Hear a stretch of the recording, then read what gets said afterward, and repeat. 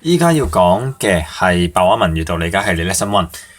其實就Lesson One 咧，你話我其實會揀咩文章，點樣揀抒情文，仲要係揀抽象抒情文，其實就有好多嘢想教嘅。咁所以呢個系列將會有幾多集咧，就都來回加可能仲得唔得？有無限咁多集。咁就第一次要講閱讀抽象嘅抒情文。首先我想你理解咗乜嘢叫抽象嘅抒情文先，得唔得？我今次攞一篇好 extreme 嘅例子㗎，叫作別，得唔得？好 extreme 嘅例子。我首先喺呢一個時間想希望你同平時唔同啦。我平時都係講到中途你中意，我會提你啦，記住 down 返個筆記啦咁樣。但係今次唔係啦，我希望你先 down 個筆記先。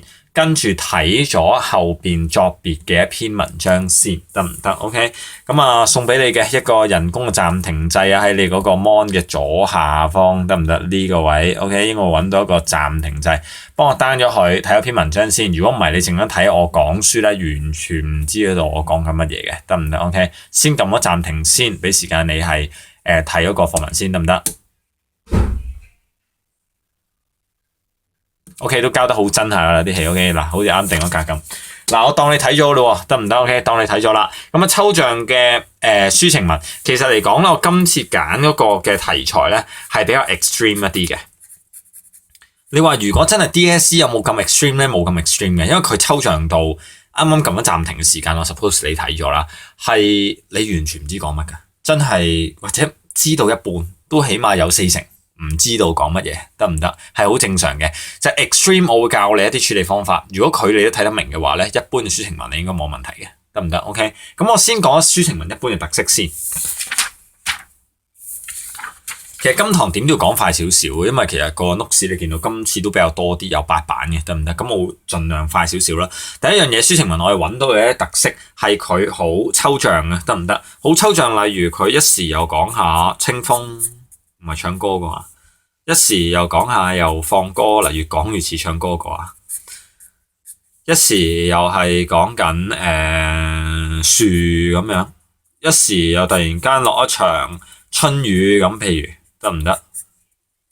咁喂，成篇文好似亂糟糟喎，大佬嗱，好虛偽。講一個道理就係話，你寫呢亂糟糟嘅文章，你老師一個交叉送俾你，得唔得？但係如果佢係一啲比較著名啲嘅作家嘅時間，咁老師就睇睇，咦，睇下邊個作嘅先。同一篇文章你交嘅呢篇叫垃圾，得唔得？我真係好白嘅講嘢。但係如果同一篇文章老師話垃圾，但係睄一睄原來係一啲文學作家作嘅，好出名嘅，得唔得？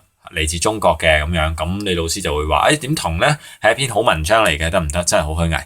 咁總之好抽象嘅，有時講下清風，有時講下唱歌，有時講下樹，講下春雨，哇，亂糟糟，中意講乜講乜。同埋有一啲嘅讀友回憶，佢唔會同你交代㗎，佢係欠交代嘅。例如無啦啦講緊嚇，呢個我亂咁作嘅啫。嗱，比起3年前在巴黎的任性，又算得上是什麼呢？咁樣無啦啦3年前喺巴黎嘅任性，仲要冇交代嘅，得唔得？咁所以嚟講咧，你就會發覺唔知講乜。OK， 佢自己作到好有 feel， 咁基本上咁作，叫唔叫作得差咧？唔叫作得差，佢作篇文 suppose 係自娛嘅，冇人唔知道會俾人攞嚟做閱讀理解嘅，咁所以佢作嘅嘢基本上自己睇得明，咁其實 OK 嘅，咁但係攞做閱讀理解你要睇注釋咯，佢冇注釋你甚至乎唔知講乜，得唔得？第三樣嘢冇既定嘅格式㗎。佢冇啲所謂嘅 TS 句啦，佢唔一定係要跟嗰個時間啊、空間順序啊，唔需要嘅。一時講呢度，一時講理想，一時講理想，講未來，講未來，講過去，講過去，講翻依家插嘴翻2年前都得嘅，得唔得？亂糟糟，到最嬲尾説穿了有少少，我覺得懶高深。講真，有啲淺嘅文句，可能佢寫完都踩佢，專登講同一番説話都講得比較深啲嘅，得唔得 ？OK， 如果你有睇我嗰個範文系列嘅 Lesson One 咧，你應該睇到中間啲句子都係咁樣，我都有同你交代嘅。有時講真，自己都唔知講乜，真係佢自己都唔知嘅。咁但係佢要講啦，得唔得？呢啲叫 arts， 得唔得 ？OK， 叫一種藝術。咁你知道有呢啲特性得噶啦。咁知道特性有咩用咧？做唔到題目㗎。咁跟住我同你講啊。知道呢啲特性之後又抽象啦，讀有回憶會有既定格式同懶高深，咁我哋要點處理啊？呢啲文章處理文章3件事啫，得唔得？教你同我記實佢得啦。第一樣嘢睇咗 topic 先，永遠都係噶啦。你首先你要知道佢嘅抒情文先啦，大佬。同埋你睇下，譬如我今日準備俾你嗰篇文章，我作別咁樣，喂，一睇知抒情文，書到都仲要好抽象下噶啦，已經得唔得？你睇咗 topic 先，睇下咩文章先，冇係有略讀，唔係有略讀，即係抒情文得唔得？仲要都幾抽象下嘅。咁第一件事你要記住嘅就係略讀，唔好嘗試俾自己去沉迷。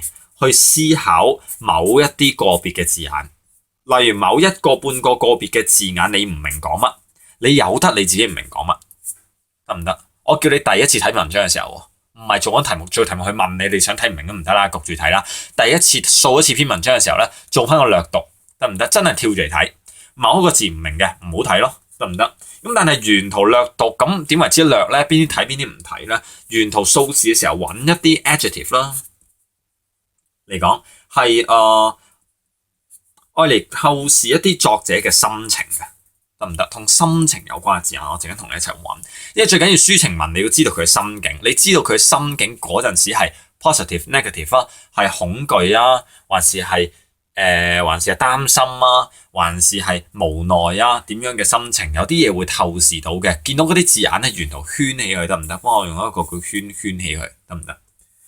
同埋一路睇每一段嘅時間，嘗試睇完一段停一停，得唔得 ？After 每一個段落，你嘗試諗諗，得唔得？諗一諗嗰段嘅中心係乜？諗到咪算咯，諗唔到唔緊要啦，得唔得？但係我希望你睇完每一段停一停先，暫時總結到依家你 get 到啲乜嘢？中心就係唔係真係問你叫你答嗰啲，係你 get 到啲乜嘢？你問一問你自己先。得唔得？咁你確保你唔會睇到真係好迷失嘅，你大約知道佢依家想講乜嘢，明白講乜嘢 ？OK， 好，咁跟住啦，我哋就會正式開始睇嗰篇文章。題目我唔會同你睇住，我講咗一次噶啦。我哋睇咗 topic 先，得唔得？叫作別。咁跟住我哋會由第一段開始掃嘅時候，我同會略讀，我圈乜嘢，你跟住我圈乜嘢，得唔得？呢講多次啦，呢段 video 完全唔同其他嘅 video。如果你唔跟我係 down 咗嗰個 PDF，你唔一齊做嘅話，完全唔知講乜嘢，乜嘢都學唔到。你睇完呢啲對你中文冇進步嘅，得唔得 ？OK， 最緊要跟住我哋會一齊圈，我教你點樣邊睇邊諗主旨，點樣圈你心情嘅字眼。點樣做翻個略讀得唔得？去幫你處理抒情文嘅文章。開始啦噃。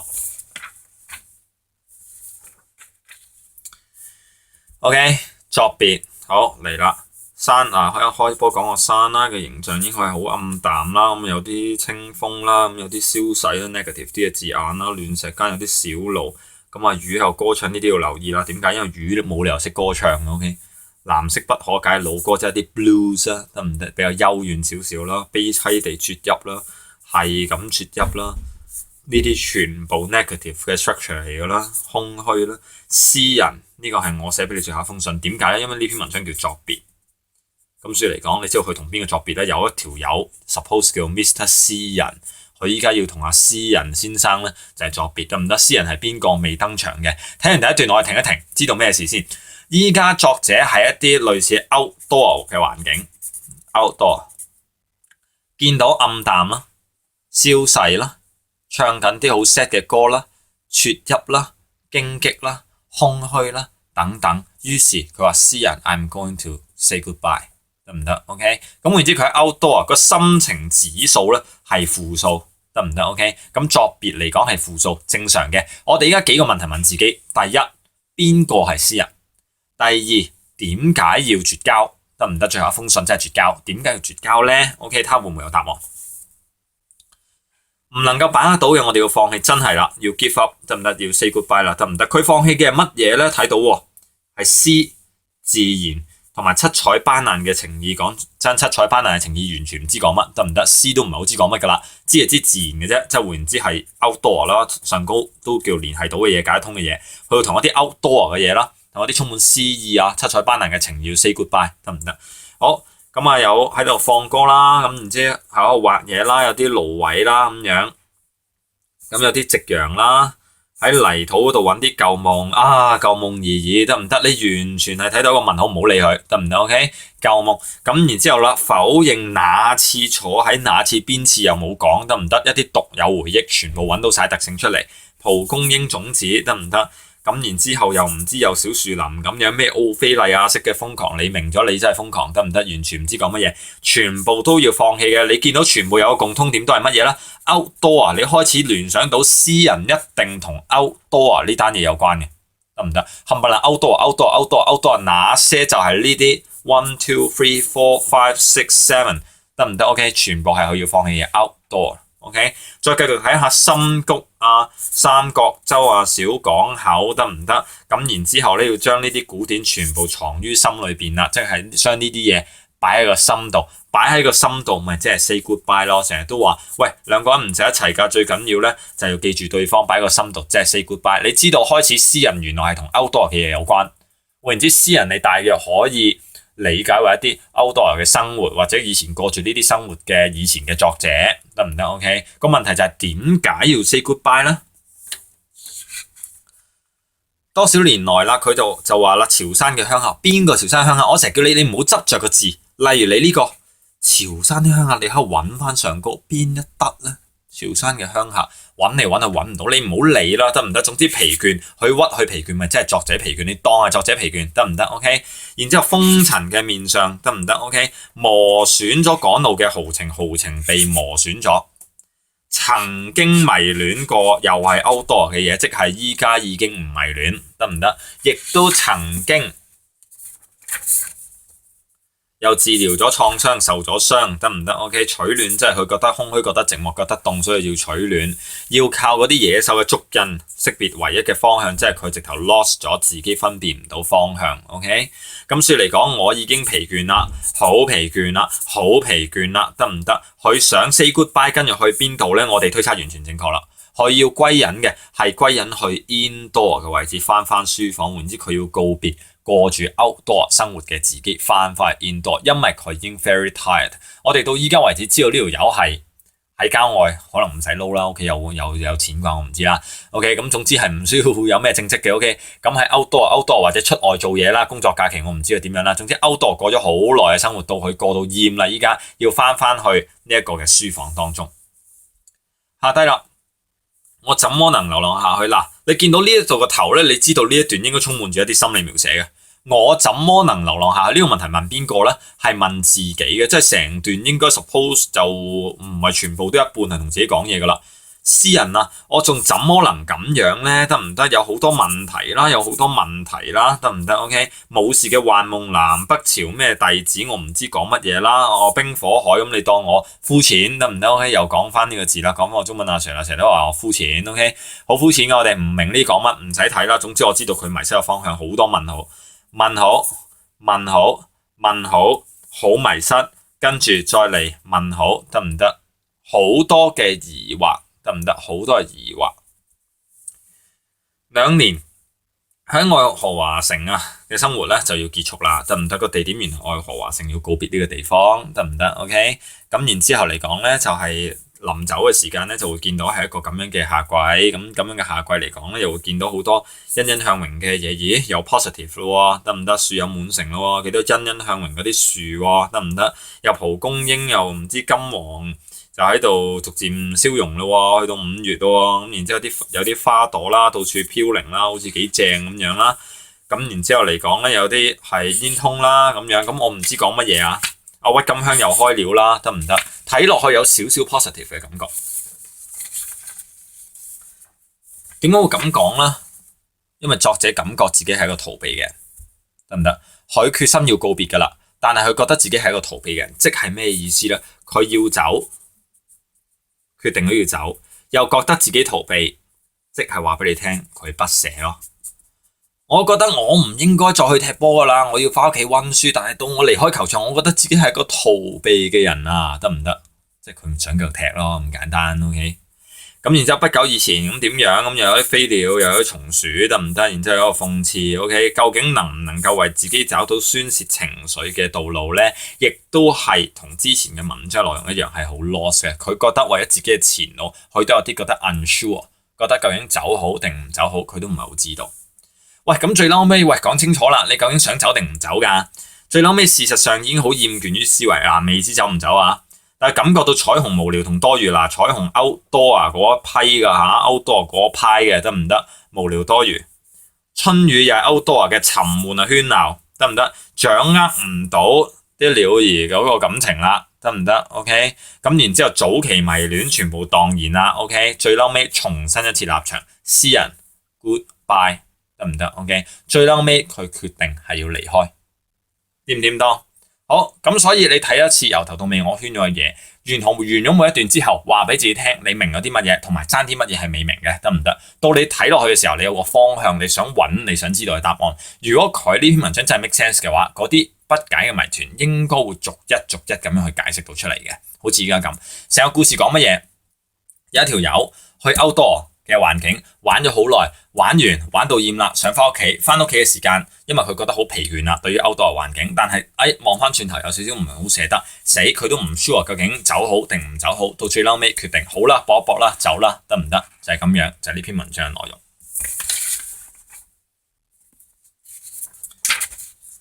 睇睇個問題啦，文中嘅詩人係指乜嘢呢？詩人拜拜，究竟同邊個道別呢？有兩個答案，你諗到㗎啦。第一，作者，或者你寫準確啲，同以前嘅作者講拜拜。第二就係同一種 outdoor 嘅生活講拜拜。喺呢個時候你可以諗下邊個，估下2分嘅機會。其實我唔會去估咯。有呢條文得有呢兩個可能性，我會點做呢？得唔得？我會咁寫咯。文中嘅詩人係邊個？就係以前過着嗱，我寫英文咧，我唔想寫咁多嘢。過着嗰啲 outdoor 流浪嘅生活嘅的，得唔得？我寫翻個的字冇咁難。的作者，我會寫以前有作者，仲要有過着 outdoor 生活。以前過着 outdoor 生活的作者，死未？如果你個 point 係過着 outdoor 嘅生活，得唔得？你話我的作者，人哋可能會剔你錯，或者 out 到分呢？如果你話喂，以前嘅作者，我一定有分嘅，我呢個形容詞嚟啫嘛，得唔得 ？OK， 咁以前的作者，咁我一定有分。咁所以你諗到呢兩個時間，如果你諗到個 format，第一呢兩樣嘢唔好矛盾先啦，得唔得？你唔好話肥而瘦的作者，咁啊唔係叫做大包圍啦。呢兩樣嘢冇直接嘅矛盾關係嘅，咁我就會兩者兼備，諗個方法寫咗落嚟，咁咪 OK 咯。點解本文係叫做作別呢？就係因為作者。你識答噶啦，其實睇完你理解一篇文章，其實啲問題好食生菜噶。但係我頭先已經叫咗你撳暫停啦嘛，我畫得咁精美得唔得？就係叫你撳暫停。咁依家唔使撳啊 ，OK？ 即係我頭先畫咗呢個符，即係啱啱畫出嚟攞呢筆畫出嚟，就係叫你去撳暫停。你睇一次嗰篇文章，睇一次啲問題，你唔會識答嘅，唔得，或者你唔會好蘇點答。但係你而家好蘇，你覺得啲問題喂點解咁淺㗎 ？OK？ 點樣將作者將本文定為係作別咧？就因為作者已經要決心。同佢以前嘅 life 咧，就係 say goodbye 噶啦，然之後咧就 back to indoor 或者叫做投入另一種嘅生活啦。咁所以咪叫作別咯，得唔得？好，作者嘅心情係點嘅？頭先都睇過啦，一定要寫到嘅字係呢個矛盾。佢想走，話自己攰，得唔得？想走，翻轉頭又望一望，又覺得自己逃避，又唔捨得走，最嬲尾，走定唔走，好迷失，算啦，都係走，得唔得？雖然佢決定咗係走，但係你見到個過程當中涉及到嘅係矛盾，咁當然佢有問為什麼，你要講翻點解矛盾，就係因為一方面佢想告別嗰啲一種咁嘅私人式嘅生活咯，但係另一方面啦。咁然之後佢對過去嘅嘢咧，你見到咧描寫得好細緻嘅，好多獨有嘅回憶嘅，我哋會見到好多細緻嘅描述咧喺度啦。咁然之後蘊含咗好多嘅不捨啦、迷戀之情啦，得唔得？仲有第三樣嘢就係因為佢係有少少 unsure 嘅，佢唔知道咧係 where to go 嘅究竟 ，OK？where to go？ 咁所以嚟講咧，佢嘅心情就應該係矛盾嘅，得唔得？如果又係講一句啦。你一飛到嚟呢度，或者你冇睇過篇文，或者你自己冇睇過一次，睇我一次，你就覺得啲問題好淺，得唔得？但係如果你頭先你信我，你冇畫過任何嘢，你編多份出嚟啊，當你冇聽過，你真係冇聽過任何技巧去做一次條問題，睇一次篇文，做一次條問題，你完全唔知問乜，完全唔知答乜嘅，因為我第一次做嘅時候個感覺都有少少呢個，咁我諗咦有咩方法可以教到學生咧咁樣，咁於是我都係再睇多次呢篇文去定立一啲技巧出嚟。last 哇大佬啊咁抽象都要分結構段，點踢啊大哥？咁所以嚟講咧，其實就點樣係可以做到個結構段咧？咁其實我哋必須要又係揾翻嗰篇文章嘅出嚟睇嘅。譬如呢度第一樣嘢，佢依家身處喺 outdoor 啦，得唔得 ？OK， 有好多 outdoor 嘅環境啦 ，outdoor 嘅環境啦。OK， 詩人我哋依家要告別啦。OK， 咁然之後呢一度就係講乜嘢咧？就係話以前嘅一啲嘢啦，夏日嘅蘆葦啦，咁然之後有夕陽啦，以前嘅嘢嚟嘅，好多舊夢嚟噶嘛，呢啲舊夢嚟嘅。OK， 然之後睇睇下低多少年來噶，明白講咩？依家就係講 this moment。OK，this moment。佢要道別，跟住下低呢段你見到已經係講緊一大堆嘅舊夢 ，OK？ 再下低嚟講多少年來都係以前嘅嘢，所以基本上第一段肯定自己做噶啦，冇可能同23做噶啦，因為23咧就係講舊夢嘅 ，OK？23講舊夢嘅，咁所以基本上23鐵膽噶啦，爭在4會唔會都係一個 friend 咧咁樣，咁你睇睇第4段啦，23都係講舊夢，然之後啦，去到第4段啦，呢段得唔得？我怎麼再能夠流浪下去咧？然之後問好成段表示咗自己嘅迷失。第2同第3段嚟講就係講咗以往過去好多嘅回憶。第4段就係一大堆問自己嘅問題，咁所以你見到佢要表達嘅意思咧係有明顯嘅差別嘅。咁所以呢個就係第4啦。到最後尾嚟講，咁究竟係應該4還是係4、5咧？咁其實就應該係4同埋5至6嘅。咁如果你頭先偷步做咗，你睇下自己啱唔啱啦，得唔得？1、2、3、4、5至6，咁有4個結構段嘅。咁朗大意其實點樣寫翻咧？第一段你見到佢講好多景物噶嘛，景物呢個字冇走雞噶啦 ，OK？ 就係 describe 啦，就係作者啦，眼前嗰啲景物。咁然之後就帶出咧係要離別啦，得唔得？咁但係我會穩陣啲嘅，帶出要離別。但係你知個 feel 係 negative 噶嘛，寫得有技巧啦。如果你永遠知道佢嘅心情嘅話，你一定要 include 埋，因為你啲抒情文最緊要就有感情，你點可以唔寫啫？得唔得 ？describe 咗作者眼前嘅景物，咁然之後咧就交代咗佢要離別嘅一種悲傷、愁緒、不捨、任你，得唔得 ？OK， 一個 negative 嘅字眼。2至3段就係講過去，一定要見到過去。你可以用描寫過去一啲經歷，過去一啲回憶，過去乜嘢都得啦，得唔得？總之見到關鍵字要寫到，描述一啲過去嘅嘢，從而就係講出點樣咧。作者講好多次係 tired 噶啦，咁然之後咧就係決心咧，就係要同呢種嘅以前嘅生活要 say goodbye， 得唔得 ？OK。第4段你見到成段講嗰啲乜嘢咧？立多立啊！第4段最慘呢段，我怎麼能咁樣咧？問好，我怎麼能咁樣咧？問好啊！究竟啊會唔會問好咧？咁樣冇自然熟三個唔知講乜，好迷失我究竟係唔係要尋咧？OK， 問好講乜啦？咁多問好，咁所以嚟講其實好簡單。第一樣嘢你要講係作者交代緊自己複雜嘅思想或者思緒。第一樣嘢，但係乜嘢思緒咧？就係佢用咗比較係抽象嘅寫法啦，用一啲抽象嘅比喻啦，就係講出自己咧係迷失。我要見到2個字啫，一個字係迷失，佢講好多次佢 lost 噶啦。第二樣嘢呢段 is about 佢交代自己嘅思緒，2個關鍵字 check 下自己有冇 OK。最後尾5同6，你知道佢交代翻眼前嘅景物啦，有啲唔捨得，最後尾真係要走啦 OK， 寫翻出嚟咯。再嚟，又描寫翻眼前嘅景物啦，咁然之後就交代出自己有少少留戀啦，或者你中意寫不捨啦都得啦。咁然之後嚟講咧 ，lastly 啦，就真係決心係去到作別，就係呢篇文章嘅題目，得唔得？留意翻今次如果你要去溫習我呢份嘢嘅話，編咗出嚟，你要去點樣做呢？你要去做嘅嘢就係睇翻我每一段所圈嘅嘢。我頭先略讀緊朝得唔得？睇翻我喂，如果你睇翻我冇圈嗰啲嘢呢，好多嘢你發覺睇死你嘅，唔知講乜㗎。有啲唔係中文程度嘅問題啊，有啲係一啲讀有回憶嘅問題。7月的三角洲，你知唔知點解？嗱，我6個字我識解，咁但係呢一節嚟講咧，咁我就唔識解，得唔得？咁呢個可能咧就係佢一個嘅獨有回憶嚟嘅，得唔得？就係咁解啦。